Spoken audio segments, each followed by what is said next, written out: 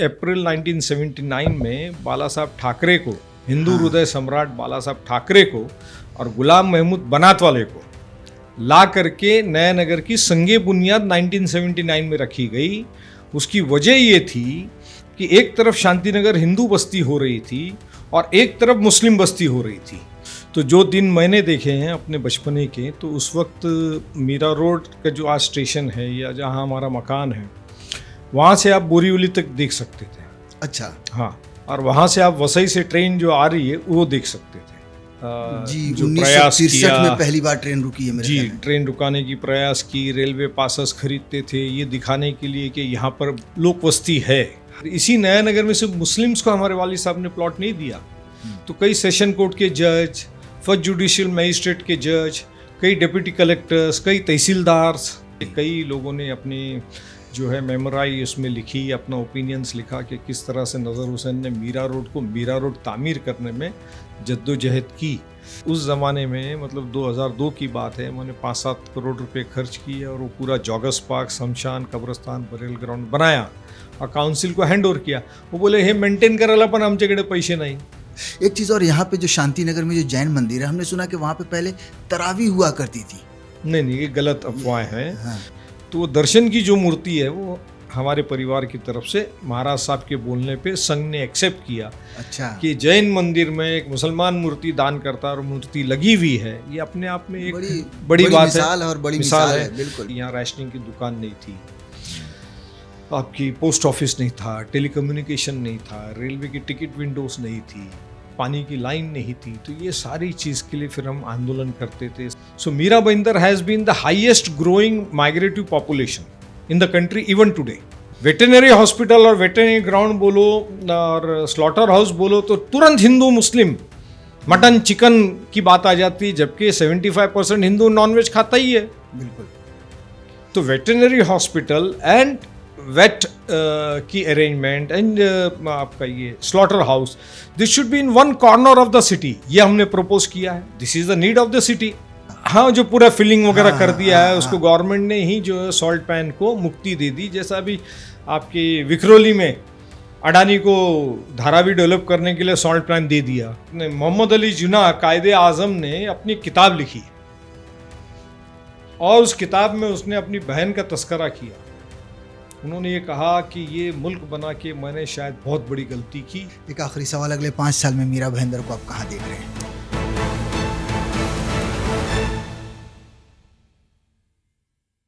हमारे साथ इस वक्त मीरा भाईंदर की बहुत ही मशहूर नेता कहें या मीरा रोड मीरा भाईंदर के डेवलपमेंट में बहुत ही अहम योगदान देने वाले एक शख्स कहें, मुजफ्फर हुसैन साहब मौजूद हैं। स्वागत है आपका सर। धन्यवाद।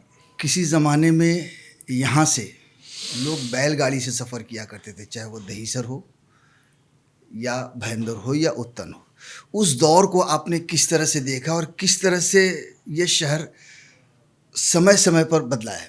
मेरे वालिद साहब मीरा रोड में 1950 के करीब में वो यहाँ पर आए, तब हाईवे भी बन रहा था और रेलवे स्टेशन भी नहीं था। जी। मेरी पैदाइश 1966 में हुई, 1966 में, तो तब तक के तो रेलवे भी शुरू हो चुकी थी मगर ट्रेन रुका नहीं करती थी। हाईवे बन चुका था, सिंगल लेन का हाईवे था और हाईवे से मीरा रोड आने के लिए कोई रास्ता नहीं था। जो रास्ता आज काशी मीरा भाईंदर रोड कहलाता है वो जिला परिषद का एक छोटा सा रास्ता था, कच्चा रास्ता था जी, जो भाईंदर तक जाता था और भाईंदर पे एक रेलवे फाटक हुआ करता था। तो जो दिन मैंने देखे हैं अपने बचपने के, तो उस वक्त मीरा रोड का जो आज स्टेशन है या जहाँ हमारा मकान है, वहाँ से आप बोरीवली तक देख सकते थे। अच्छा। हाँ, और वहाँ से आप वसई से ट्रेन जो आ रही है वो देख सकते थे। वो दिन हमने देखा है। हाँ। और बैलगाड़ी में तो मैंने खुद ने सफ़र किया है, क्योंकि हमारे वालिद साहब के यहाँ पे जो लैंड थी तो उसमें एग्रीकल्चर हुआ करता था, खेती होती थी, धान की खेती होती थी और स्टेबल हुआ करता था, दूध का तबेला हुआ करता था। तो उस बैलगाड़ी में तो मैं खुद बोरीवली तक जाया करता था, खुद भाईंदर तक जाया करता था सामान सामग्री लाने के लिए अपने छोटेपन में। आज जो शिवार गार्डन के नाम से मशहूर है जी, वहाँ हम अपने पानी के लिए जाया करते थे। पीने का पानी, वहाँ पे एक ही कुआं है, आज भी है वो। अच्छा।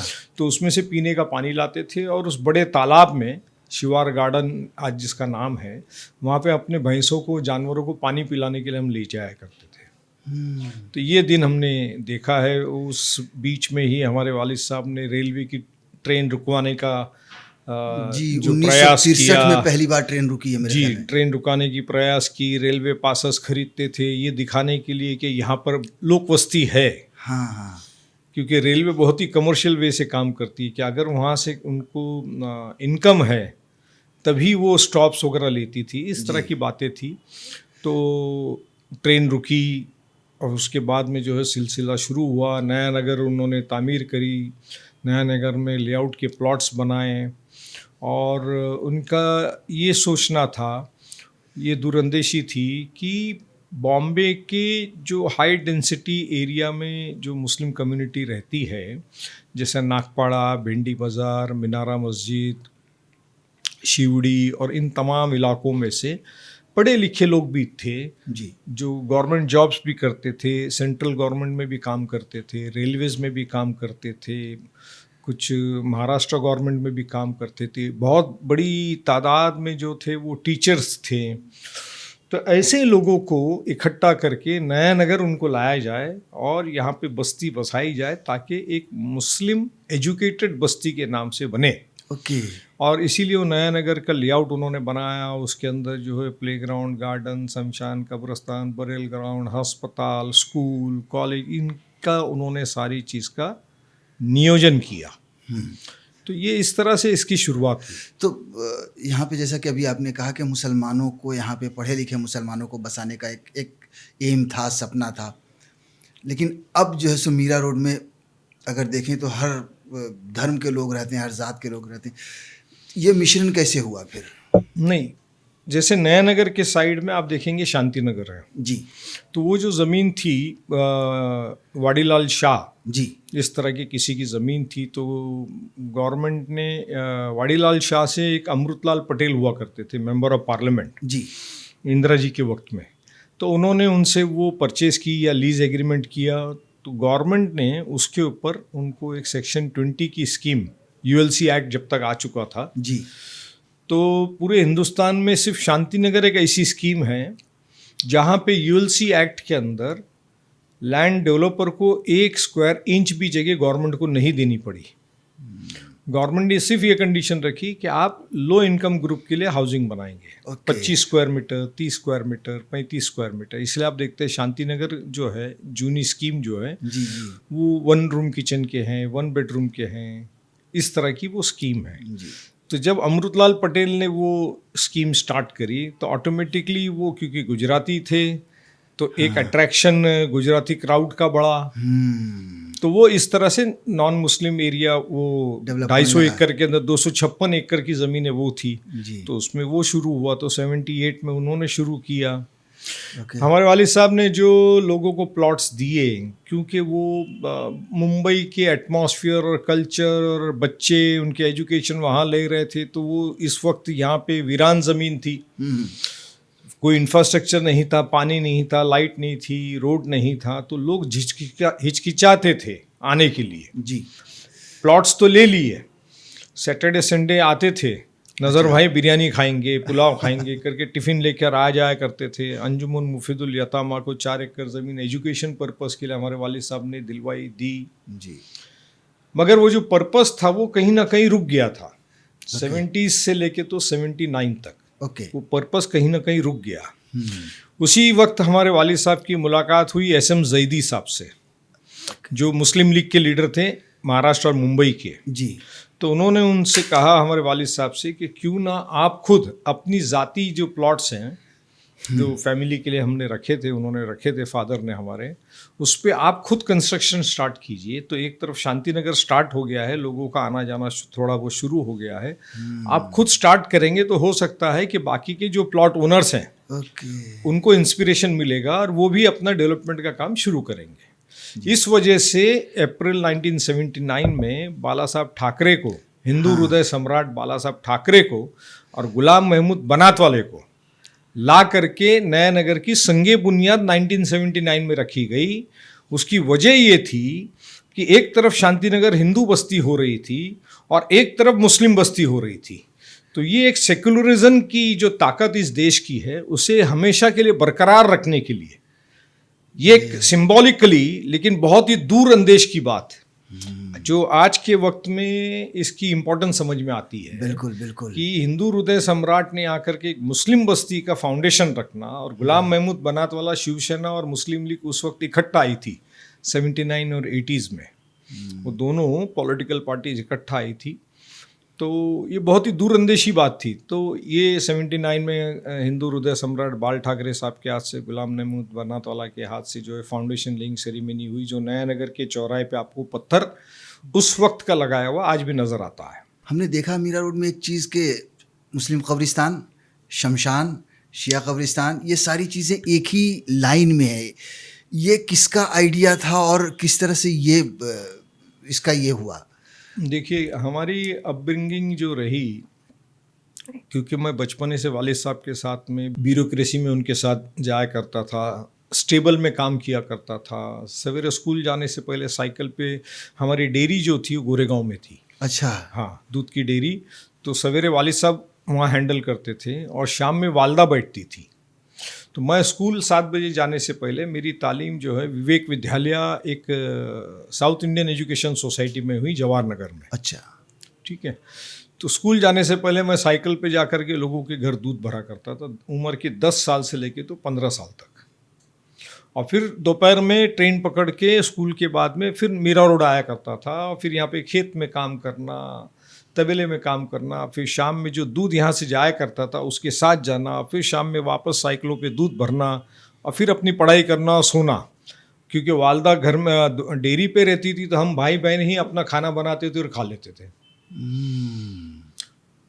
तो ये बहुत ही एक्सपीरियंस रहा लाइफ में। तो ब्यूरोक्रेसी में वालिद साहब के साथ जाया करते थे, IG, DG, chief secretary, secretaries.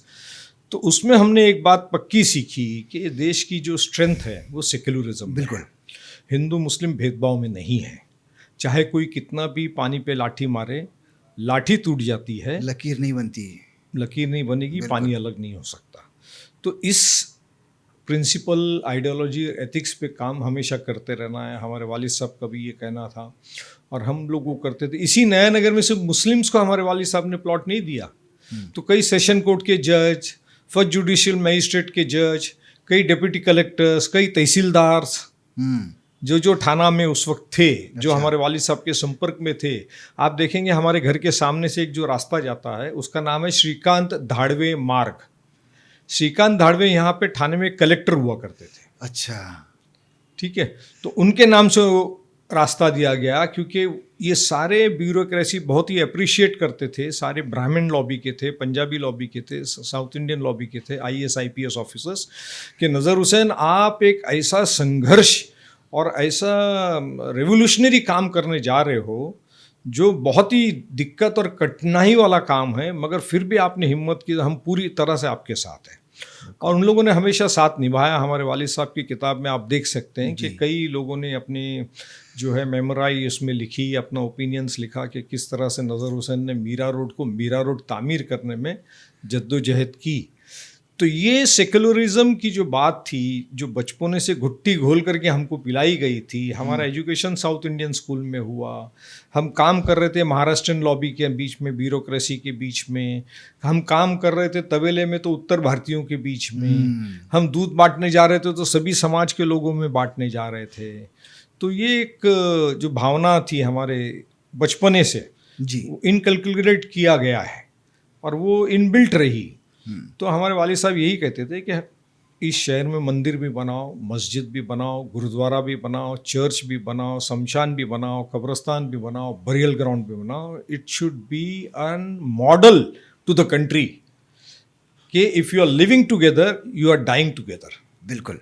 तो उस परसेप्शन से जब 91 में मैं पहली बार नगर सेवक बना और प्लानिंग कमेटी का मेंबर बना, उस वक्त हमने पूरे शहर का ड्राफ्ट DP प्लान बनाया जी। उस ड्राफ्ट DP प्लान का श्रेय भले ही मुझे जाता हो, मगर वो साथ ही में हमारे वालिद साहब के साथ के सारे ब्यूरोक्रेट्स जो सेक्रेटरीज थे, चीफ सेक्रेटरीज थे, IAS ऑफिसर्स थे, उनकी गाइडेंस पे मैंने वो बनवाया। उनकी गाइडेंस पे हमने वो बनाया। और आज जो मीरा भाईंदर आज आपको दिख रहा है जी। उसकी बुनियाद वो 92-93 में जो डीपी प्लान और प्लान्ड आपको जो आज मीरा भाईंदर दिख रहा है, जी। That foundation has been laid of the present Mira Bhayandar in the year early 90s। अब जाके वो डीपी रोड बना है और सब जगह आपको आज गार्डन, प्लेग्राउंड दिख रहा है, बाला साहब ठाकरे उद्यान दिख रहा है। हाँ। आज अलग अलग भूमि के ऊपर अलग अलग समाज को मंदिर बना के दिया जा रहा है, कॉरपोरेशन दे रही है, आमदार दे रहे हैं, उसका श्रेय ले रहे हैं, वो सारी चीज़ें अपनी जगह।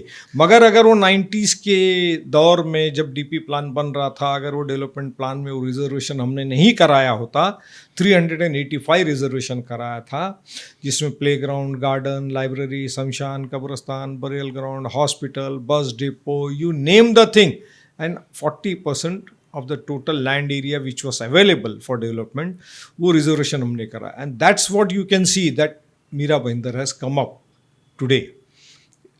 तो ये फिर वो जब हमने काउंसिल से कॉरपोरेशन बनवाई 2002 में, तो विलासराव देशमुख साहब थे और सोनिया जी के सामने हमने लेटर दिया विलासराव जी को बॉम्बे एयरपोर्ट पे।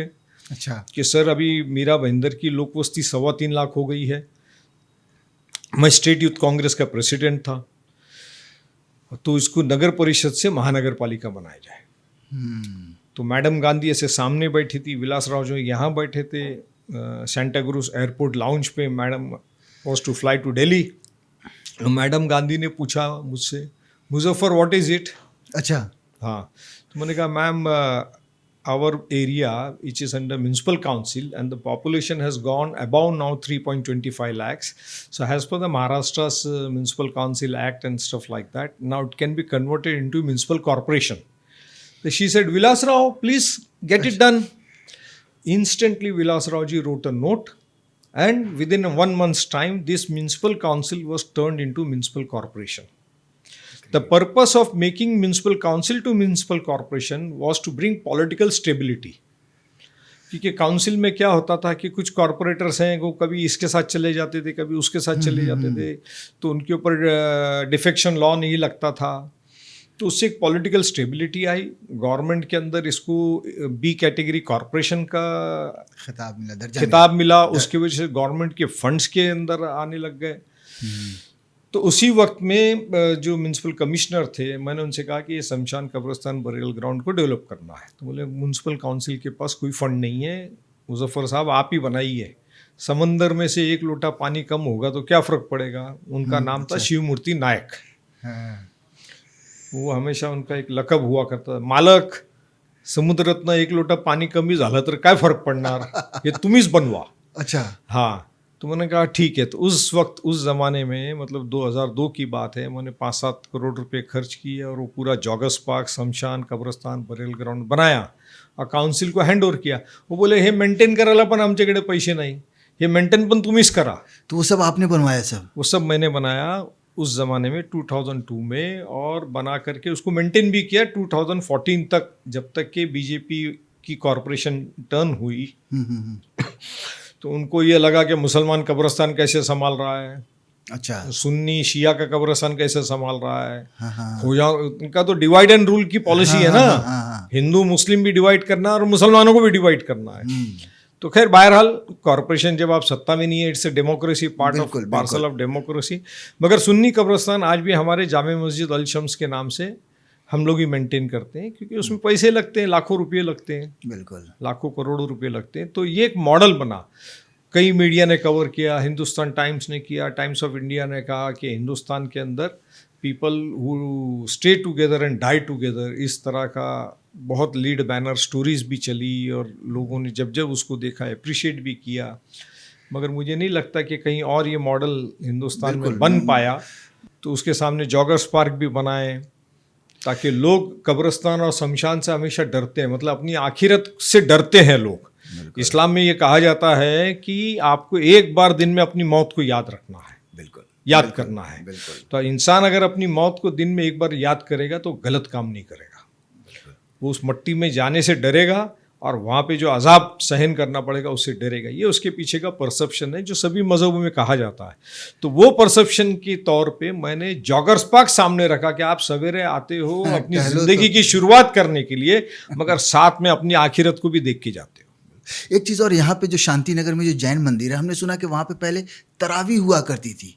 नहीं, ये गलत अफवाहें हैं। हाँ। वो जैन मंदिर के अंदर क्या होता है, वैसी कोई तरावी वगैरह नहीं होती थी। वो भरत भाई शाह ने और शांति स्टार बिल्डर्स ने बनाया है। अच्छा। जैन मंदिर, क्योंकि वहाँ पे गुजराती पॉपुलेशन बड़ी, जैनों की बड़ी, हिंदुओं की बड़ी, तो उन्होंने बनाया उसको 95-96 में। मगर जो यशो वर्मा महाराज साहब हैं जिन्होंने वो मंदिर की प्राण प्रतिष्ठा करी, मेरे उनके ताल्लुकात 88 से हैं। अच्छा। सभी मज़हबों के जो संत हैं, चाहे स्वामीनारायण हो, प्रमुख स्वामी महाराज थे, या कार्डिनल हो, बिशप हो, या प्रमुख स्वामी महाराज हो, या वैष्णव समाज के महाराज हो, इनके सब के साथ में मेरे ज़ाती व्यक्तिगत ताल्लुकात रहे। क्योंकि मैं हमेशा, हमारे वालिद साहब ने जो हमको सिखाया कि सभी मज़हबों के लोगों को आप उनकी इबादत गाहों के लिए मदद आपको करना है, तो हम करते थे। इसके लिए उनको अप्रिसिएशन था कि एक मुस्लिम होके कैसे करता है। बिल्कुल ठीक है ना, हर एक की श्रद्धा अपनी जगह। कोई किसी ने किसी भी मज़हब में पैदाइश से पहले अर्जी नहीं दिया। बिल्कुल। अल्लाह ताला ने, खुदा ने, भगवान ने, ईश्वर ने जिसको जिस मज़हब में, जिस खानदान में भेज दिया, उसने उस मज़हब का पालन पूरा करना चाहिए। बिल्कुल।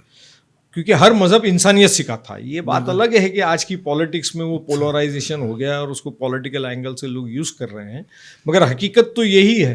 बिल्कुल। चाहे रामायण हो, महाभारत हो, गीता हो, बाइबल हो, गोस्पेल हो, everything has come with the messengers. बिल्कुल। अब हिंदू में 33 कोटि देवी देवताएं बोलते हैं, इस्लाम में 1.25 कोटि पीर पैगंबर कहा जाता है।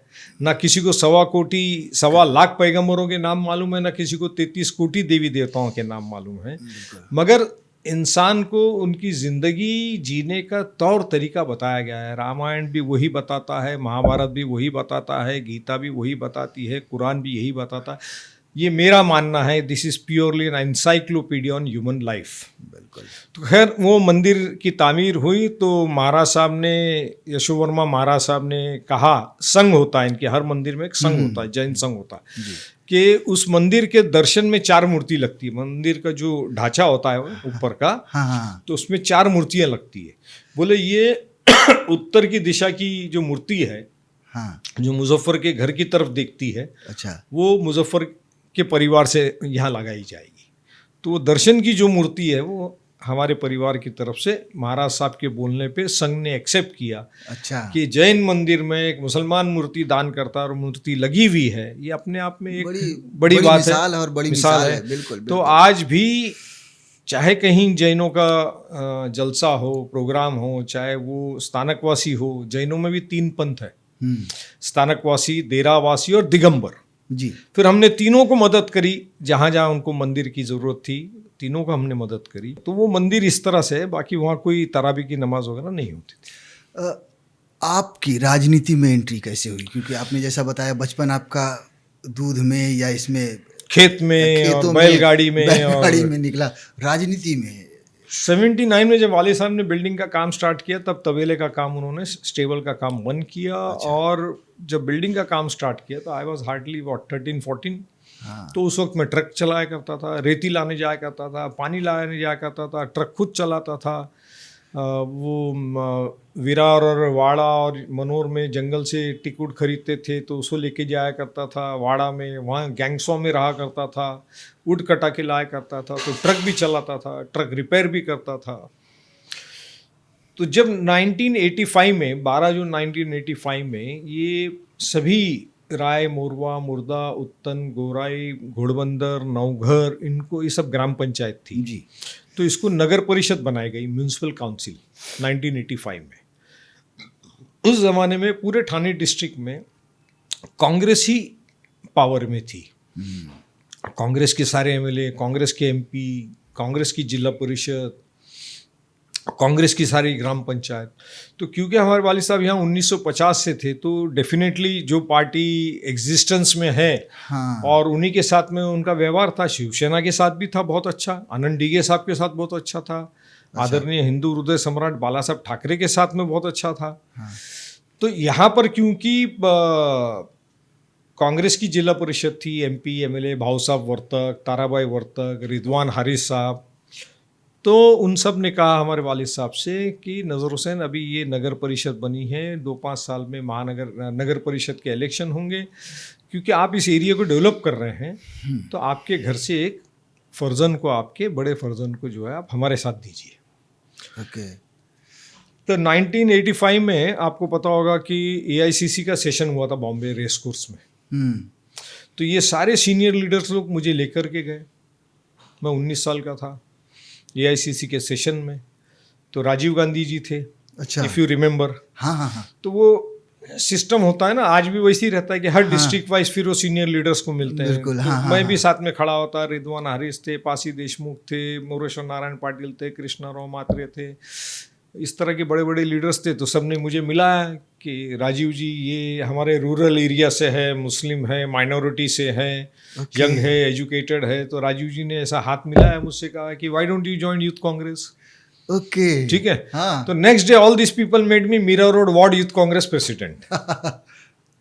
बात समझे आप? समझ गए। अब हाई कमांड ने बोल दिया, तो और बोल उनकी दिया। भी इच्छा तो थी। हाँ, तो उन्होंने मुझे वार्ड यूथ कांग्रेस प्रेसिडेंट बना दिया। अब जब वार्ड यूथ कांग्रेस प्रेसिडेंट बन गए हम, तो फिर मीरा भाईंदर के अंदर की जो सारी समस्या थी, यहाँ राशनिंग की दुकान नहीं थी, आपकी पोस्ट ऑफिस नहीं था, टेलीकम्युनिकेशन नहीं था, रेलवे की टिकट विंडोज नहीं थी, पानी की लाइन नहीं थी। तो ये सारी चीज़ के लिए फिर हम आंदोलन करते थे, संघर्ष करते थे, क्योंकि कांग्रेस स्टेट में भी थी, केंद्र में भी थी। तो जाफर शरीफ से फिर हमने 9 डब्बे की ट्रेन, फिर 12 डब्बे की train, platform extension, ticket window हमने अपने ज़ाती पैसे से बना करके दिया। हाँ, और गिरिधर गोमांगो उस ज़माने में टेलीकम्युनिकेशन मिनिस्टर थे, शांताराम घोलप हमारे MP थे, जनार्दन गौरी MLA थे, तो फिर उनको लाया। भाईंदर में आज जो टेलीफोन एक्सचेंज है वो गिरिधर गोमांगो जो IT इंफॉर्मेशन टेक्नोलॉजी के मिनिस्टर थे उस वक्त वो बना हुआ है। तो उस तरह से पानी की समस्या थी। तो 88 के अंदर वर्ल्ड बैंक की स्कीम के अंदर इस प्रोजेक्ट मीरा भाईंदर को डाला गया। तो फर्स्ट मीरा भाईंदर में 21 MLD का पानी फर्स्ट टाइम आया। उससे पहले हमारे वालिद साहब ने 67 में मृणाल गोरे थी, मृणाल गोरी थी, तो बोरीवली से भाईंदर के लिए 1.5 MLD की पानी की लाइन करवाई थी। ओके। मोरेश्वर नारायण पाटिल थे, रिजवान हारिस थे जिला परिषद के, तो बोरीवली से 1.5 MLD की पानी लाई थी। जब मैं 91 में कॉरपोरेटर बना, काउंसिलर बना, तो मैं पानी पुरवठा समिति का चेयरमैन भी बना। Okay. Arun Gujarati UD minister थे, शरद पवार चीफ मिनिस्टर थे। तो मैंने वो, मेरे वालिद साहब ने कहा अरे अभी पानी आने को वक्त है, तो ये हमने स्कीम 1.5 MLD मतलब 15 लाख लीटर का पानी BMC से हमने लाया था, उसको स्टार्ट करवाओ।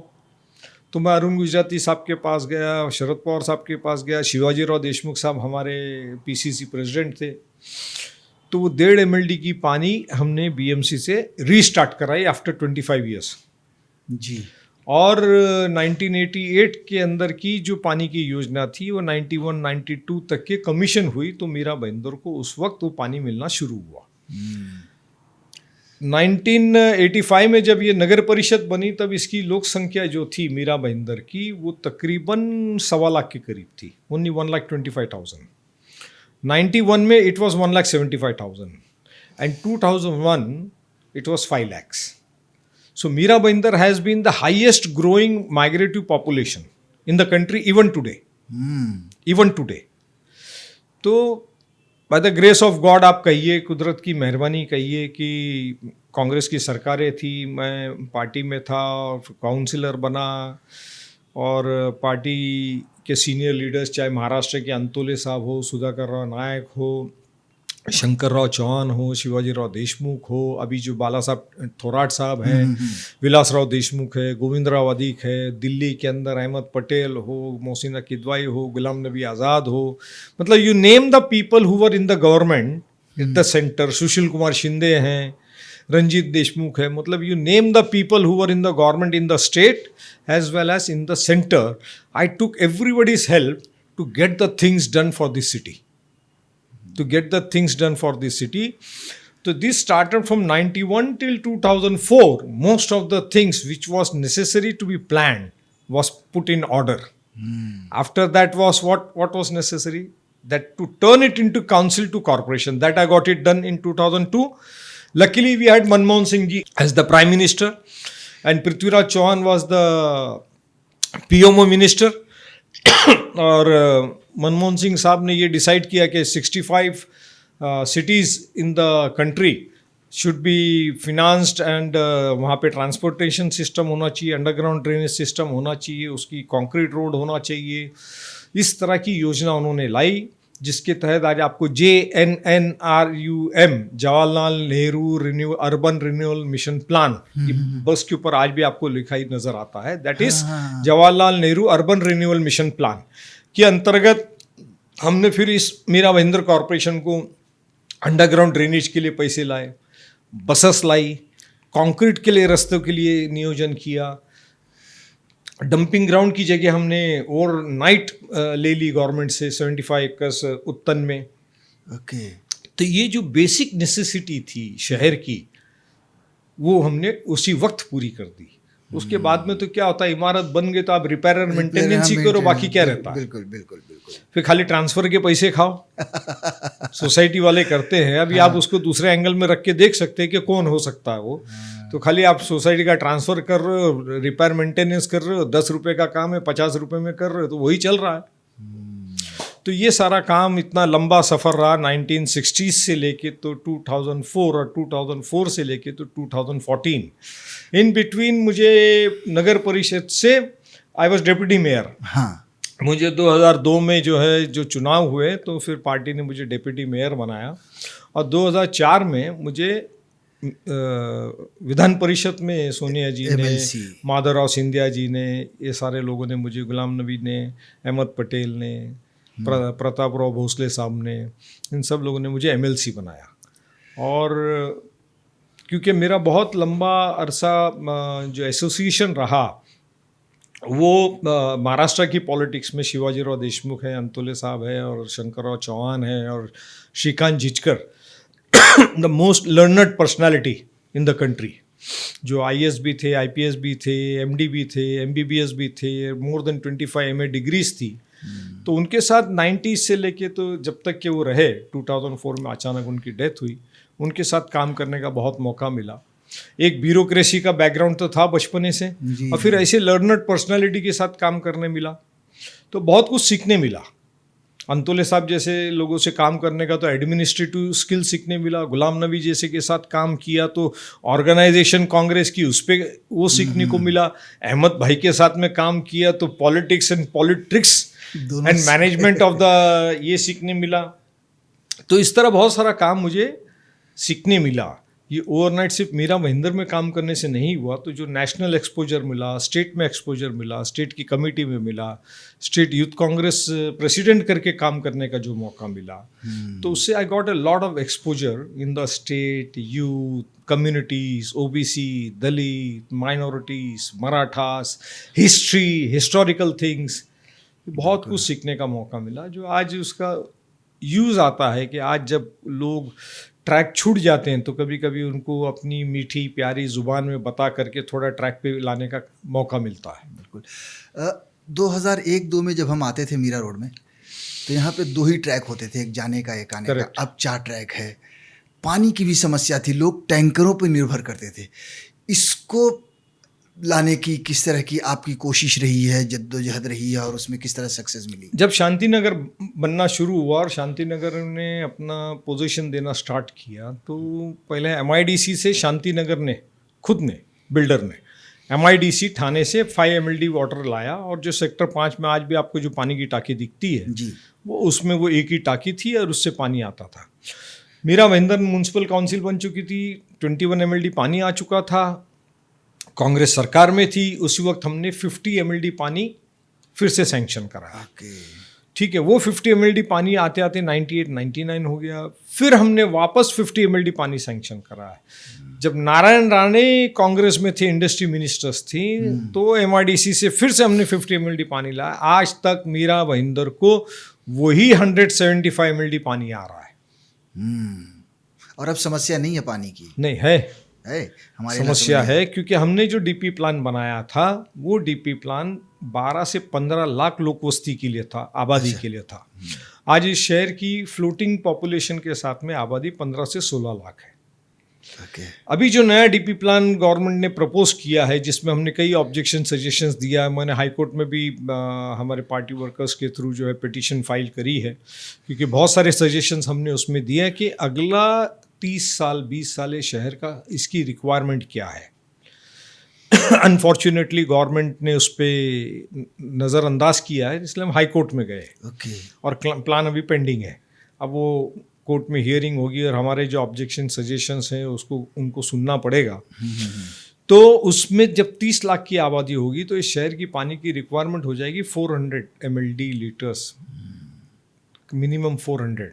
उसके लिए हमने MMRDA से, विलासराव देशमुख जब थे तभी 300 mld पानी, अच्छा। सूर्या वाटर प्रकल्प जो विक्रमगढ़ में है, सूर्या इरिगेशन डैम है, हाँ। मगर 71st पार्लियामेंट के अंदर का जो आर्टिकल का अमेंडमेंट राजीव गांधी के टाइम हुआ था वो ये था कि has urbanization is increasing in the country, तो all agricultural dam meant for agriculture purpose, irrigation purpose, priority should be given for the human water consumptions. Okay. So on that basis हमने MMRDA में, क्योंकि chairman chief minister होते हैं, Vilasrao Deshmukh chairman थे, तो हमने उनको बोल करके 300 mld पानी सूर्या प्रकल्प से जो सैंक्शन किया हुआ है वही पानी की लाइन अभी तक आ रही है। Okay. The same water is still coming. इसलिए मैंने अभी हमारे पिछले इलेक्शन में मैंने ये बीजेपी से कहा, जवाब दो, आप 10 साल से सत्ता में हो, सरकार आपकी है, केंद्र की सरकार आपकी है, फिर पानी क्यों नहीं आया, जवाब दो। हर इलेक्शन में आपके CM आते कहते 2019 में पानी आ जाएगा, अभी कहते 2024 में आ जाएगा, अभी तो 25 शुरू हो गया। Got it. तो ये कोई भी योजना होती है किसी भी शहर की, तो इसको करने के लिए आपको you need to have a vision, and if you work on that vision then only you can pursue and get the things executed. Like अभी एक छोटी एग्जांपल मैं आपको देता हूँ, जो अभी हमने 50 सजेशन ऑब्जेक्शन दिए हैं जी। उसमें मेजर 2-3 चीज़ मैं बताता हूँ आपको। जैसे पालघर से लेके तो अंधेरी तक there is no trauma hospital. Highway पे एक्सीडेंट हो जाते हैं बड़े, तो ट्रॉमा हॉस्पिटल नहीं है, तो हमने एक जंक्शन के ऊपर मीरा भाईंदर एरिया में ट्रॉमा हॉस्पिटल का सजेशन दिया। हमने शहर में 4 जगह पे हेलीपैड्स होना चाहिए इन केस ऑफ डिजास्टर। वो हेल्थ डिजास्टर भी हमने कोविड देखा, मेरे खुद के ब्रदर इन लॉ को मुझे एयरलिफ्ट करके ले जाना पड़ा हैदराबाद, उनको लंग्स फेलियर हो गए थे कोविड में। तो 4 जगह पे आपके पास में हेलीपैड शहर में होने चाहिए, ताकि in case of any disaster, law and order situation में फोर्सेस को आने के लिए या मेडिकल हेल्प आने के लिए या एयरलिफ्ट करने के लिए it is needed. Plus VIP movements के लिए इट इज़ नीडेड। बॉम्बे का ट्रैफिक आप देख रहे हैं क्या हाल है। बिल्कुल। एक तो ये है। सेकेंडली हमने कहा जो मेट्रो आप लाके सिर्फ भाईंदर में खत्म कर रहे हैं, you take it up to Manori, to Essel World and connect it to Borivali, तो एक पूरा ऐसा सर्कल बनेगा। क्योंकि आज जो मेजॉरिटी डेवलपमेंट भाईंदर का होने जा रहा है वो भाईंदर वेस्ट में है, जहां पे 10 लाख पॉपुलेशन होने वाली है आउट ऑफ 30 lakhs। अब वो 10 लाख की पॉपुलेशन अगर आपने यही रूट रखा, काशीमीरा भाईंदर रोड एंड दहीसर चेकना का, so it will come, all the stress will come to Bhayander railway station, Mira road railway station and on this highway. अगर उसको आप मेट्रो को कनेक्ट करते हो बोरीवली, क्योंकि आपका कोस्टल बेल्ट का हाईवे भी आने वाला है, हाँ, तो भाईंदर वेस्ट का 10 लाख पॉपुलेशन उसको मीरा रोड के ईस्ट में और दहीसर चेकना का वेस्टर्न एक्सप्रेस हाईवे आने की जरूरत नहीं पड़ेगी। But it is unfortunate, neither metro is looking into it, neither MMRDA is looking into it, neither chief minister is looking into it, neither elected representative is looking into it. This is unfortunate part. तो इस तरह की जो planning, veterinary hospital हमने कहा, पूरे मुंबई में और MMRDA रीजन में एक ही वेटरनरी हॉस्पिटल है, अपना वेटरनरी हॉस्पिटल है लोअर परेल में, लोअर परेल में, बहुत दूर है, एक ही है पूरे MMRDA रीजन में। आज MMRDA रीजन का population has of today is 3 crore, और इंटरनेशनल एयरपोर्ट जैसा बन जाएगा तो पनवेल तक के expected population in next 10 years time will be 4 crore. कितने पेट्स हैं मीरा भाईंदर में एलोन? आज dogs and birds and parrots and other pets 10,000 है। ना इनकी बरियल की जगह है, ना इनकी ट्रीटमेंट की जगह है। वेटरनरी हॉस्पिटल और वेटरनरी ग्राउंड बोलो और स्लॉटर हाउस बोलो तो तुरंत हिंदू मुस्लिम मटन चिकन की बात आ जाती है, जबकि 75% हिंदू नॉनवेज खाता ही है। बिल्कुल। तो वेटरनरी हॉस्पिटल एंड वेट की अरेंजमेंट एंड आपका ये slaughter house, this should be in one corner of the city, ये हमने प्रपोज किया है। This is the need of the city. आप रास्ते की सारी की चिकन की दुकानें बंद करने वाले हो पूरे हिंदुस्तान में, मटन की दुकानें आप बंद करने वाले हो पूरे हिंदुस्तान में। आपका constitution has given you right to eat wear and preach your religion. बिल्कुल। Either you change the constitution और you stick to the constitution, you have to decide what you want to do.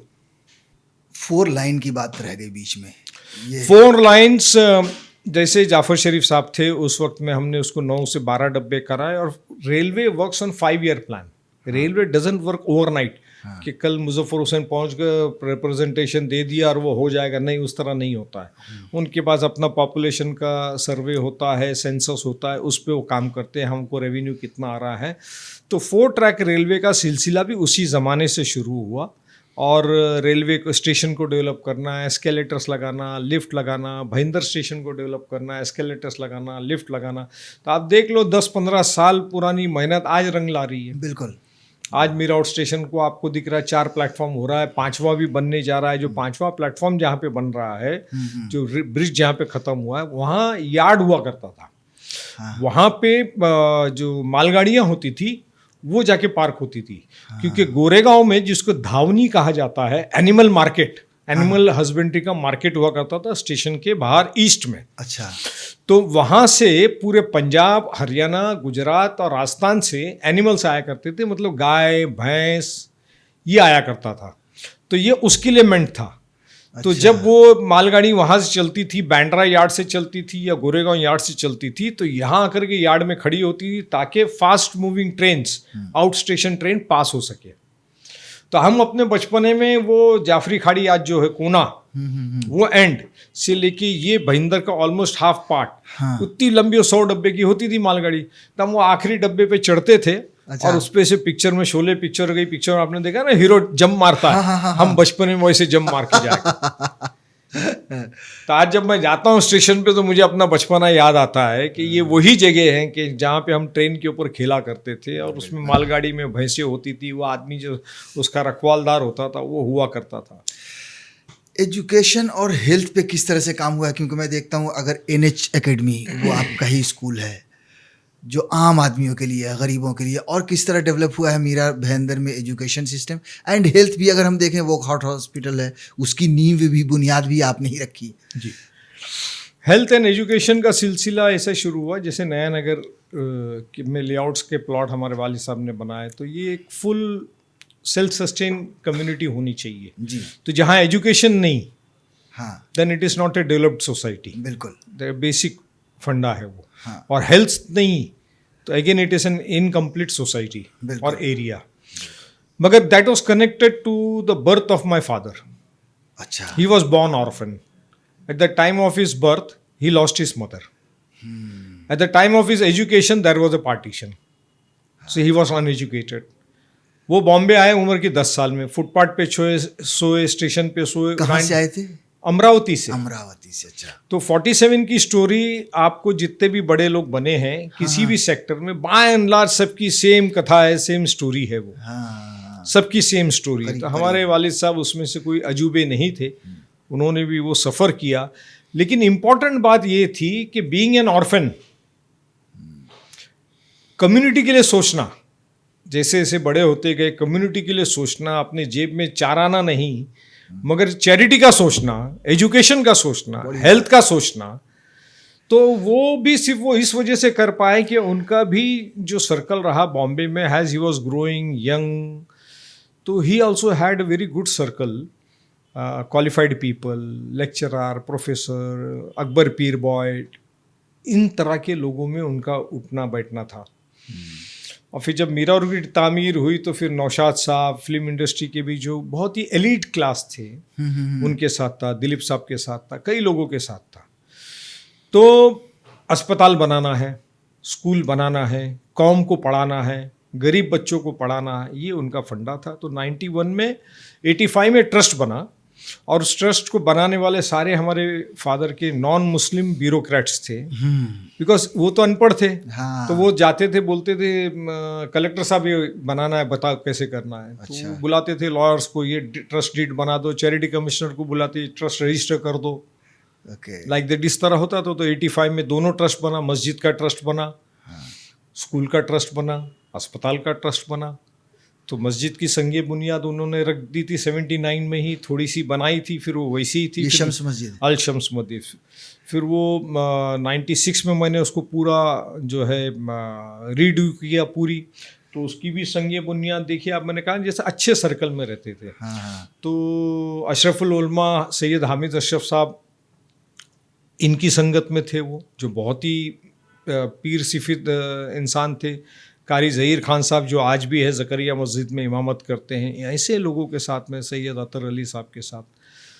तो वो उनकी संगत में थे, उनके हाथों से ला करके जो है संगे बुनियाद रखवाई। आप सोचिए कि दीनी काम दीनी लोगों से, फ्यूचरिस्टिक सोच के हिंदू मुस्लिम की एकता को सोच के बाल ठाकरे के हाथ से, बिल्कुल सारा लीगलाइज काम ब्यूरोक्रेसी के हाथ से। Got it. तो वो फिर ना, जैसे हमारे फैमिली के प्लॉट से उन्होंने तो 3 ही 4 साल बिल्डिंग बनाई। उन्होंने कहा ये मेरे से नहीं हो सकेगा। फिर 85 में has I got qualified and then he left it to me. और ब्यूरोक्रेसी, उनके सारे फ्रेंड्स बैठते थे, मुझे वो 2 प्लॉट खुद के देते थे और बोलते थे इसमें से अभी आपको स्कूल बनाना है। अच्छा, मुझे अच्छा मतलब father to son was a conditional transfer of property कि इसमें स्कूल बनाना है। हाँ, ये प्लॉट दे रहा हूँ, बिल्डिंग बनाओ, स्कूल बनाना है। ये प्लॉट दे रहा हूँ, ये मस्जिद बनाना है। ये प्लॉट दे रहा हूँ, ये शमशान बनाना है। ये प्लॉट दे रहा हूँ, ये मंदिर बनाना है। ये प्लॉट दे रहा हूँ, ये अस्पताल बनाना है। So it was a conditional thing in the presence and witness of all the bureaucrats, income tax commissioner, ये वो जो भी उनके फ्रेंड्स थे। It was such A conditional thing. तो उस कंडीशनल थिंग में मुझे भी कभी भी बिजनेस को बहुत एक्स्ट्रॉर्डनरी एक्सपैंड करने का मौका नहीं मिला, क्योंकि जो भी फिनेंशियल लिक्विडिटी होती थी वो सारी चैरिटेबल पर्पस के लिए जाती थी। बिसाइड्स दैट उनका ये था कि स्कूल की फ़ीस कम हो, स्कूल चलाने के लिए जो है फैमिली का मेंबर हो। तो हालांकि हमारी बड़ी बहन, she was MSc BSc, she got married to Kashmir, in Kashmir. और कश्मीर के जो शेख अब्दुल्ला के साथ जो चीफ सेक्रेटरी हुआ करते थे सईद अंद्राबी साहब, उनके बेटे के साथ, मतलब मेरे जो बड़े बहन वही है अल्ताफ़ सईद अंद्राबी, उनके साथ शादी हुई। She got migrated to Kashmir in 84। लेकिन जब मैंने स्कूल बनाई उनके बोलने पे, he went back, NH academy, NH English academy, Nazar Hussain English academy. तो he went back to Kashmir, he spoke to Saeed Sahab, he got him convinced and he bought his daughter back, that is my elder sister. Because Saeed Sahab भी जानते थे कि नज़र हुसैन बहुत ही क्या जुनूनी इंसान है, और इसके सर पे एक जुनून है बस्ती का, कौम का, और इस तरह का, और एजुकेशन का। तो उन्होंने कहा ठीक है, आप मेरे बेटे को भी ले जाइए और अपनी बेटी को भी ले जाइए। तो इस तरह से उनको लाए और फिर उनको B.Ed करवाया, फिर M.Ed करवाया, और आज तक वही प्रिंसिपल है। तो मैंने मेरे वालिद साहब से पूछा 2-4 साल के बाद कि आपने ऐसा क्यों किया? You could have got any professional principal. बोले मिलते थे, मगर वो डेडिकेशन और determination to teach the community and to serve the society and the poor नहीं होता था। और इसीलिए वो NH की स्कूल की फ़ीस आज भी 700-800 रुपया है। इंग्लिश मीडियम की स्कूल 35 साल हो गए, 90 से है, अभी 25 चल रहा है। तो आप सोचो, जब स्टार्ट की तो 50 रुपये फ़ी थी। उसके बाद 98-99 में उन्होंने ज़िद पकड़ी उर्दू मीडियम की स्कूल करना ज़रूरी है। अच्छा, क्योंकि उर्दू ज़ुबान जो है वो ख़त्म हो रही है, क्योंकि वो नौशाद साहब और इन लोगों के साथ सोहबत में थे। तो बोले नहीं, वो कुछ भी हो जाए, वो करना है। हाँ। तो हमने एक बिल्डिंग बनाई थी बेचने के लिए। जो प्लॉट उन्होंने मुझे दिया था उसमें 2 बिल्डिंग बनी थी। मैं 8-15 दिन कहीं बाहर गया था, मैं आके देखता हूँ तो उर्दू मीडियम स्कूल शुरू हो गई। अच्छा। तो फिर हमारी छोटी बहन जो BA LLB LLM है, उनकी शादी 98 में हुई थी बेंगलोर में। अच्छा। उसको वापस लाया, उसको फिर से B.Ed D.Ed करा, M.Ed करा, और उसको उर्दू मीडियम की BA LLB LLM लड़की को ला करके वो उर्दू मीडियम की प्रिंसिपल बनाए। क्योंकि अंजुमन मुफीदुल यतामा को जिस पर्पस से उन्होंने दिया था प्लॉट 4 एकड़ का, जो आज भी ऐसे ही पड़ा हुआ है कि आप यहाँ पे इंजीनियरिंग बनाइए, आईआईटी बनाइए, मेडिकल कॉलेज बनाइए, ये सब कीजिए, मगर वो अंजुमन मुफीदुल यतामा के जो ओरिजिनल करता धरता उस वक्त के लोग थे वो चल बसे। बाद में जो मैनेजिंग कमेटी आई उनको वो दृष्टिकोण, वो विजन, वो मिशन उनका रहा नहीं। तो इसलिए फिर फादर ने हमारे कहा कि ठीक है, अभी let us complete the mission. फिर ये हुआ कि 2004 में मैं एमएलसी वगैरह बन गया और फिर उन्होंने ज़िद पकड़ी कि नहीं अभी तुम अस्पताल बनाओ। तो मैं उनसे कहता था कि ये मेरा अस्पताल बना करके चलाना मेरा काम नहीं है, इट्स अ ह्यूज थिंग, मतलब to run medical institute it's not my cup of tea. तो 5 साल उन्होंने मुझसे बात बंद कर दी। अच्छा। हाँ, और फिर उनके सारे वो ब्यूरोक्रेट्स फ्रेंड्स जो बहुत ही सीनियर मोस्ट पोजीशन पे पहुंच गए थे, रिटायर भी हो गए थे, डीजी, चीफ सेक्रेटरीज और कई सेक्रेटरीज भी थे वो मुझे फ़ोन किया करते थे, मुजफ्फर क्यों नहीं कर रहे हो आप, क्यों नहीं कर रहे हो आप। तो इंसिडेंटली 2007 में I had to take my father to Lenox Hill hospital in USA to do his carotid artery surgery. तो हमारे फादर के सिस्टर के जो लड़के हैं doctor Ahmed Hussain, he was settled in US since 1975। तो then I spoke to him कि मैं अस्पताल बना देता हूँ within 2 years, will you come back and take over management, आप संभालेंगे? तो मैंने कहा yes I will do it. So that's why I stopped all my construction activity, all my business activities, sold out all my properties, whatever I had that time, the capital investment. I said, let me complete and fulfill my father's dream. And then I constructed this Umrah Institute of Medical Science in 2 years' time, 250,000 square feet, 350 bedded multi-speciality hospital. Even after 15 years, there is no competence. No hospital can in the surrounding can compete its planning, designing and quality of work. बिल्कुल। But unfortunately my cousin brother, after 2 years his family denied coming back because his son got established over there and so on and so forth. So in 2014 then I gave the management to Wockard, who were known to me as a genuine people. So I signed a management contract, but the hospital property ownership remains with us. The charitable act we continue.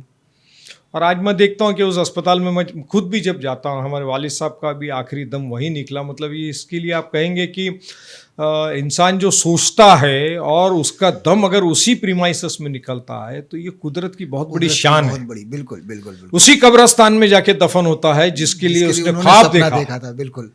तो ये अपने आप में उसी मस्जिद में नमाज पढ़ता है जिसके लिए उसने सोचा। तो ये जो ख्वाब अगर पूरा होता है, उसकी जिंदगी पूरा होता है और उसकी नज़रों के सामने पूरा होता है, तो मैं समझता हूँ ये अल्लाह की शान है। तो मुजफ्फर साहब, ये जो अभी जो मीरा रोड जिस तरह से डेवलप हुआ है, चाहे वो इंफ्रास्ट्रक्चर हो, सड़कें हों, ओवर ब्रिजेज हों, बिल्डिंग्स हो, इसमें किन किन की भूमिका आप रिसेंट पास्ट में भी देखते हैं? नहीं, देखिए जैसा कौन से बिल्डर्स अगर नहीं, महाराष्ट्र के अंदर यूँ हुआ कि अर्बनाइजेशन बहुत तेज़ी से पूरे देश में बढ़ा। महाराष्ट्र में पिछले 10 साल में ही एकदम से जो है 38% से जो है अर्बनाइजेशन 53% पहुंच गया। ये जो MMRDA का रीजन आप देख रहे हैं, न्यू बॉम्बे देख रहे हैं, पनवेल देख रहे हैं, पालघर है, अंबरनाथ, बदलापुर, ये सारा, तो ये एकदम अचानक से जो है बॉम्बे का ग्रोथ हो गई। जो मिल्स बंद हुई 2000 के अंदर गवर्नमेंट ने उसकी नई नई स्कीम्स निकाली, स्लम रीडेवलपमेंट की निकली, तो ऑटोमेटिकली रियल स्टेट, कभी भी रियल स्टेट जो होता है एक देश की इकोनॉमी का बैकबोन होता है। अगर रियल स्टेट का ग्राफ बढ़ रहा है तो आप समझ लेना economy is growing. As per I am concern, stock market is secondary, क्योंकि रियल स्टेट के अंदर more than 20,000 items and industries are concern. Products के अंदर खाली स्टील सीमेंट लोगों को दिखता है। वुड अगर आप बात करें तो वुड के अंदर एलोन, मतलब जंगल की कटाई से लेके तो फिनिशिंग प्रोडक्ट तक कम से कम 200 इंडस्ट्रीज है। बिल्कुल। तो ये इट्स अ बिग बूम। तो Shantinagar has been a big housing society, Naya Nagar इस तरफ था। फिर बाद में ये हुआ कि बहुत सारे जो छोटे प्लॉट्स थे, लोगों ने उसको, उनके बच्चों ने उसको बेचना शुरू कर दिया। नयानगर के साइड में। वो किसी को भी बेचते चले गए, 4 पैसे मिले, उनको यहाँ आना नहीं था, कोई आ गया रहने के लिए, कोई नहीं आया, तो छोटे छोटे बिल्डरों ने बनाया। मगर RNA builder came in the year 95, Nayanagar के साइड में आरएनए बिल्डर आ गया। आज जो लोढ़ा बहुत बड़ा बिल्डर बने हुए हैं, मिनिस्टर भी है, उन्होंने अपना करियर आफ्टर नाला सुपारा मीरा रोड में स्टार्ट किया था लोढ़ा ने। उसके बाद शांतिनगर तो था ही, और फिर सृष्टि ने वालवलकर की कोई प्रॉपर्टीज थी वो ले ली, गोइंका एंड कॉन्वुड्स ने। तो ये this are the 3 main builders जिनके वजह से मीरा रोड, मतलब नयानगर की वजह से, शांतिनगर की वजह से, सृष्टि की वजह से Mira road came into limelight. But original was Nayanagar, then Shantinagar, and then very lately Srishti in the year 99-2000। अब तो कई बिल्डर हो गए, अभी तो जेपी इंफ्रास्ट्रक्चर आ गया है, और सनटेक आ गया है, और पता नहीं और कौन से बिल्डर आ गए हैं। फिर एमएलए भी, सारे जितने एमएलए वो भी सारे बड़े बड़े बिल्डर बन गए हैं। अब तो बिल्डर जो वेकेंट लैंड का काम तो खत्म होने पर आया है, अब रीडेवलपमेंट का शुरू हो रहा है। और मीरा रोड के वेस्ट के अंदर जो सॉल्ट पैन की ज़मीन थी, उसको येलो जोन कर दिया है, तो वो 500,000 एकड़ ज़मीन वो डेवलप होने वाली है। तो वो सही हुआ या गलत हुआ, आप कैसे देखते हैं? मीरा रोड वेस्ट में जो हो रहा है, अब बिल्डिंग बन रही है वहाँ पे। नहीं, मीरा रोड वेस्ट में कई ज़मीनें जहाँ बिल्डिंग अभी बन रही है, वो प्राइवेटली ओन्ड प्रॉपर्टीज थी, और रेसिडेंशियल जोन में थी या एग्रीकल्चर थी। मीरा रोड वेस्ट में 2 टाइप की प्रॉपर्टी है, एक है सॉल्ट पैन्स, और एक है प्राइवेट लैंड्स। तो प्राइवेट लैंड पे तो बिल्डिंगें बन रही है, मगर एक जो सॉल्ट पैन था जिसको अभी येलो जोन बना दिया है, उसको गवर्नमेंट ने ही सॉल्ट पैन से मुक्ति दे दी। स्टेशन के पास में जो पूरा था, हाँ, जो पूरा फिलिंग वगैरह कर दिया है, उसको गवर्नमेंट ने ही जो है सॉल्ट पैन को मुक्ति दे दी। जैसा अभी आपके विक्रोली में अडानी को धारावी डेवलप करने के लिए सॉल्ट पैन दे दिया। तो गवर्नमेंट तो कोई भी डिसीजन कर सकती है ना, वो सही है गलत है गवर्नमेंट का फैसला है, मैं कैसे उस पर फैसला करूं। मेरा कंसर्न ये है कि लोक वस्ती बढ़ेगी तो इंफ्रास्ट्रक्चर होना चाहिए, road, transportation, communication, water, health, education का सिस्टम होना चाहिए। लॉ एंड ऑर्डर, मैं 2010 से मीरा रोड में खुद हूँ, अच्छा खासा माहौल था। पिछले 2 साल पहले, करीब 1.5-2 साल पहले यहाँ पर भी हिंदू मुसलमान हुआ। किस तरह से आप इसको देखते हैं, और एक इतनी अच्छी नीयत के साथ इस शहर का विकास हुआ था? उसके लिए भी आपको थोड़ी हिस्ट्री बता देता हूँ। मीरा भाईंदर में सिर्फ एक पुलिस स्टेशन हुआ करता था 60s में, 70s में, 80s में, दैट वाज भाईंदर। हाँ, और वो भी पुलिस इंस्पेक्टर नहीं हुआ करता था, PSI। अच्छा, PSI हुआ करता था। हाँ, फिर जैसे ही नगर परिषद बनी 1985 में, और ठाणे पुलिस कमिश्नरेट बना, और ये ठाणे ग्रामीण SP के अंडर में था। तो उस टाइम पे SP हुआ करते थे एक SM शांगारे, जो DG करके रिटायर हुए, और आफ्ताब अहमद खान आप नाम सुने होंगे, जिनके नाम से लोखंड वाला शूट आउट पिक्चर बनी हुई है। ठीक है ना, आफ्ताब अहमद खान DIG हुआ करते थे कोंकण रेंज के। एंड त्यागी साहब पुलिस कमिश्नर बने थे first time Thane police commissionerate के। उस वक्त में हमारे वालिद साहब का, क्योंकि पुलिस डिपार्टमेंट में अच्छा था, आफ्ताब अहमद खान बहुत अच्छे दोस्त थे, शांगारे साहब बहुत अच्छे दोस्त थे, तो तुरंत उन्होंने भाईंदर वेस्ट के लिए, मीरा रोड, ऐसे 4 पुलिस स्टेशन सैंक्शन कराए। तब जाके काशीमीरा पुलिस स्टेशन कहाँ बनाना है, तो survey number 75, I am witness to it, I can still remember. The collector was GB Pingulkar. उन्होंने कहा, पिंगुलकर साहब भी मौजूद थे मीटिंग में, ठाणे SP कलेक्टर के कैबिन में SP was present, Aftab Ahmed Khan was on phone, and Pingulkar Sahab को मेरे वालिद साहब ने बताया, देखो ये 75 नंबर की जो ज़मीन है, ये गवर्नमेंट लैंड है काशीमीरा में। आज जो काशीमीरा चौकी बनी है, ये 1.5 एकड़ के करीब है, ये आप दे सकते हैं। तुरंत वो ज़मीन उनको दी गई, काशीमीरा पुलिस स्टेशन बना। मीरा रोड पुलिस स्टेशन के लिए हमने रिजर्वेशन करवाया, कानाक्या के लिए रिजर्वेशन करवाया, भाईंदर के लिए रिजर्वेशन कराया। तब जाके किसी बिल्डर ने कुछ बना दिया, किसी ने कुछ बना दिया, तब जाके 5-6 पुलिस स्टेशन आपको आज दिखता है। मगर साथ ही में जब मैं विधान परिषद में गया, और उससे पहले से ही हम ये परस्यू कर रहे थे कि कोस्टल पुलिस कमिश्नरेट बनना चाहिए। ओके, कोस्टल पुलिस, यार ये भी सारा सजेशन ब्यूरोक्रेसी का ही था कि देखिए पॉपुलेशन बढ़ेगी, ये होगा वो होगा, तो कोस्टल पुलिस स्टेशन बनना चाहिए। तो मैं उसको परस्यू कर रहा था। संजीव दयाल साहब थे, आर पाटिल साहब थे, होम मिनिस्टर थे। तो ये प्रपोजल बनना शुरू हुआ कि पहला मीरा भाईंदर को ठाणे पुलिस कमिश्नर में ऐड कर दिया जाए। तो आई ऑब्जेक्टेड टू इट कि 25 किलोमीटर का डिस्टेंस है, बीच में संजय गांधी नेशनल पार्क है, लोगों को ट्रांसपोर्टेशन कम्यूटेशन का प्रॉब्लम होगा। तो why don't you do Vasai Virar and Mira Bhayander police commissioner. Finally that was agreed. Govindrao Adik ji law and judiciary के थे, विलासराव जी सीएम थे। So we got that thing done. It came into existence recently, 5-6 साल पहले।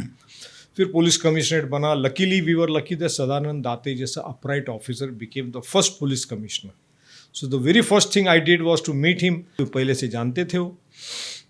आई टोल्ड हिम कि यहाँ वसई में आप यह जगह ले लीजिए पुलिस परेड ग्राउंड के लिए, पुलिस स्टेशन के लिए, नौगर में यहाँ लीजिए, वालियू में यहाँ लीजिए, वसई में, विरार में, नाला सुपारा में।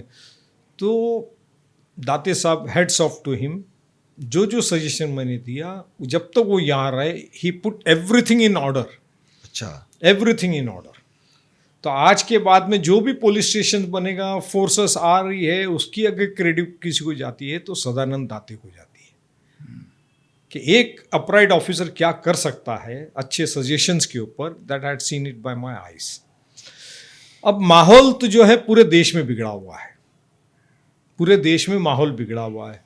लोग मजहब के नाम पे पगला गए हैं, इररेस्पेक्टिव ऑफ कौन कौन। बिल्कुल। चाहे वो हिंदू हो, मुस्लिम हो, सिख हो, ईसाई हो, आदिवासी हो, दलित हो, मराठा हो, ओबीसी हो, कोई भी होने दो, वो मजहब के नाम पे पगला गए। जिस संस्कृति और कल्चर को लेके हमको गर्व होना चाहिए, फक्र होना चाहिए कि हमारे पास 5000 साल का इतिहास है, 5000 साल का कल्चर है, चाहे सनातन धर्म का हो कि इस्लाम का हो कि क्रिश्चियनिटी का हो या आदिवासियों का हो। वी आर द ओनर, वारसदार हैं हम। पूरी दुनिया में ये कल्चर किसी के पास नहीं। इतनी languages, we are so rich. 50 जुबानें हैं हमारे पास। हर 50 किलोमीटर पे जुबान बदलती है, पहरावा बदलता है, खाना बदलता है, लहजा बदलता है। यूरोप में तो कंट्रीज बन गई इसकी वजह से। हम रिपब्लिक ऑफ इंडिया बन के, हमको जिसकी शान होना चाहिए, फक्र होना चाहिए, आज हम उसको जो है लाठी से पीट रहे हैं। बिल्कुल। उसको हम लाठी से पीट के इस देश के टुकड़े करने की बात करते हैं। कभी बोलते हैं पीओके ले लेंगे, हम अखंड भारत बनाएंगे। बहुत अच्छी बात है, मैं बहुत खुश होता हूँ कभी कभी। अच्छा। बनाइए, हाँ, बनाइए अखंड भारत। अफगानिस्तान को लीजिए, बर्मा को लीजिए, नेपाल को लीजिए, पाकिस्तान को लीजिए, बांग्लादेश को लीजिए। जो 20 करोड़ मुसलमान है वो 40 करोड़ बनेगा। बनाइए। फिर आप क्या करोगे? फिर हिंदू मुस्लिम क्या करोगे? बिल्कुल। पाकिस्तान एक मजहब के बिना पर जो है वो एक मुल्क बना।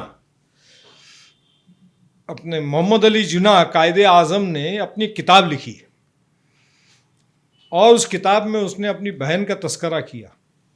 उन्होंने ये कहा कि ये मुल्क बना के मैंने शायद बहुत बड़ी गलती की। ये फ्यूडलिज्म से और फैनेटिज्म से कभी ये मुल्क बाहर नहीं निकलेगा। मतलब राजेशाही और हुकुमशाही से बाहर नहीं निकलेगा। और ये पोलराइजेशन जिसे हम कहते हैं, राइटिज्म जिसे हम कहते हैं, राइट विंग जिसे कहते हैं, फैनेटिज्म जिसे कहते हैं, हिंदुत्व कहिए, इस्लाम मूवमेंट कहिए, इससे बाहर नहीं निकलेगा। आज देख लो मुल्क का हल क्या है। बिल्कुल। तो आप इसको 5 ट्रिलियन इकोनॉमी बनाना चाह रहे हो तो 5 ट्रिलियन इकोनॉमी के मायने क्या होते हैं? Where there is value for human life. बिल्कुल। If there is no value for a human life तो फिर तो आप शहंशाह दुनिया के बने हो और गरीब भूखा मर रहा है, शेतकरी आत्महत्या कर रहा है, रोज रेप हो रहा है, रोज मोलेस्टेशन हो रहा है, रोज करप्शन हो रहा है, रोज जज के घर में पैसे पकड़े जा रहे हैं, म्युनिसिपल कमिश्नर के घर में ईडी आते जा रही है। This is, I don't think this is 5 trillion economy, A developed nation. APJ Kalam has very well said, to become a developed nation, India has to progress on health and education. बिल्कुल। कल ही मैं कोई article पढ़ रहा था कि parliament इस opinion पे पहुंच रही है, पार्लियामेंट की कोई कमेटी के हिंदुस्तान के अंदर जो है 50% बोगस ऑपरेशन हॉस्पिटल्स में होते हैं। कोई इसी आर्टिकल में आया है कि 50% बोगस ऑपरेशंस होते। तो who is at fault? Who is at fault? It is not the private institute who are running the hospital. It is the government. You are at fault. Because constitution में health, education and shelter देने की responsibility ये Hindustan government की है। ये आपने नहीं किया है, इसलिए प्राइवेट सेक्टर को इनवाइट किया और प्राइवेट सेक्टर को मॉनिटर करने की कैपेसिटी आपकी नहीं है। So you are failure at the governance level. बिल्कुल। तो ये जो हरकतें हो रही है हिंदू मुस्लिम, और ये जो भाषणबाजी होती है, तिगड़मबाजी होती है, न टोपी और दाढ़ी और खाना और तिलक की जो बातें होती है, मैं समझता हूँ सारी बकवास है। और दुनिया को और बच्चों को, खास तौर पे इस मुल्क के नौजवानों को इन बकवास से दूर रह करके एजुकेशन पे फोकस करना चाहिए, अपनी अपब्रिंगिंग पे फोकस करना चाहिए, अपनी फैमिली पे फोकस करना चाहिए, स्टेट पे फोकस करना चाहिए, तो जाकर के हम 5 ट्रिलियन इकोनॉमी बनेंगे। एक आखिरी सवाल, अगले 5 साल में मीरा भाईंदर को आप कहाँ देख रहे हैं? 5 साल में मीरा भाईंदर की पॉपुलेशन को मैं 20 से 22-23 लाख के करीब देख रहा हूँ। 5 साल में मैं उम्मीद करता हूँ कि मेट्रो शुरू हो जाए। 5 साल में मैं ये उम्मीद करता हूँ कि हमारा जो सजेशन है इस शहर के लिए कि मेट्रो का एक सर्कल बनाया जाए ताकि कम्यूटेशन का प्रॉब्लम ना हो। 5 साल में मैं ये उम्मीद करता हूँ कि हर रास्ते के ऊपर टॉयलेट की फैसिलिटी हो। आज 70% लोगों को डायबिटीज़ है। आप यहाँ से मुंबई चले जाओ तो रास्ते में टॉयलेट की फैसिलिटी नहीं है। बिल्कुल। So what are we talking about health sector? What are we talking about the commutation and transportation? Metro and bullet train basic necessity नहीं है अवेलेबल। शुक्रिया sir, thank you. Thank you.